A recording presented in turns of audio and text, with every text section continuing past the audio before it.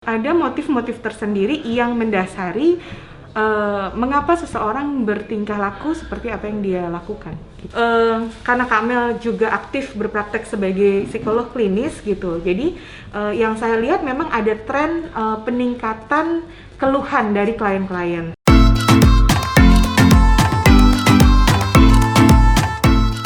Kak Melissa, Ya. kalau ada orang yang suka mempublikasikan video, foto yang bersifat privacy ke media sosial, apa ada yang salah dalam dirinya? Ini kan berarti dia melakukan perilakunya ini untuk sebuah tujuan gitu. Bisa jadi perilakunya tampak sama untuk orang A, B, C, tapi motifnya bisa beda-beda gitu. Jadi kita nggak bisa cuma ngelihat dari bentuk perilakunya saja gitu. Jadi dalam arti setiap individu tuh unik, ada motif-motif tersendiri yang mendasari mengapa seseorang bertingkah laku seperti apa yang dia lakukan. Di kondisi pandemi seperti saat ini, secara psikologis apa dampaknya?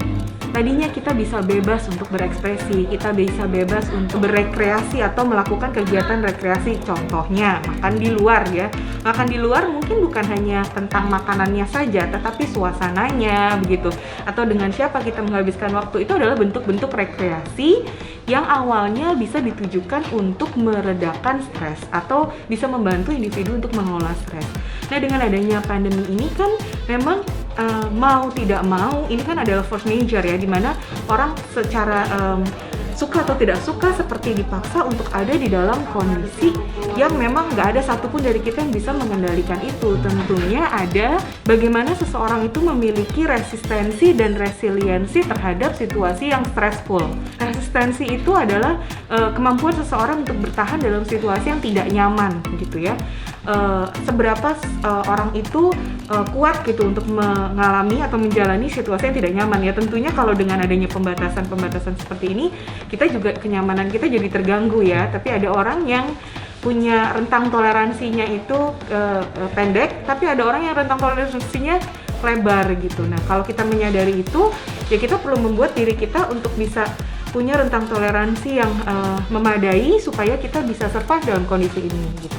Nah, kalau resiliensi tadi terkait dari bagaimana seseorang bisa bangkit kembali dari situasi yang keterpurukan gitu. Jadi di awal-awal mungkin mengalami stres karena perlu adaptasi kebiasaan baru, menggunakan ide-ide kreatifnya, cara-cara kreatifnya untuk bisa mengelola stres itu sehingga stres itu nggak terlalu berdampak negatif buat kesehariannya gitu. Jadi sangat tergantung dari masing-masing orang. Tapi secara umum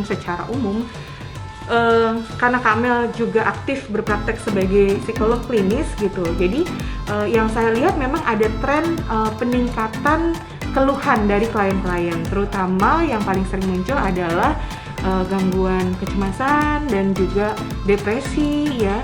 Kemudian terbangkitkan kembali ingatan-ingatan tentang peristiwa traumatik di masa lalu ya. Karena tadi kita terkurung seperti terkungkung, kebebasannya dibatasi, itu pasti akan menimbulkan efek-efek psikologis sendiri. Itu sih.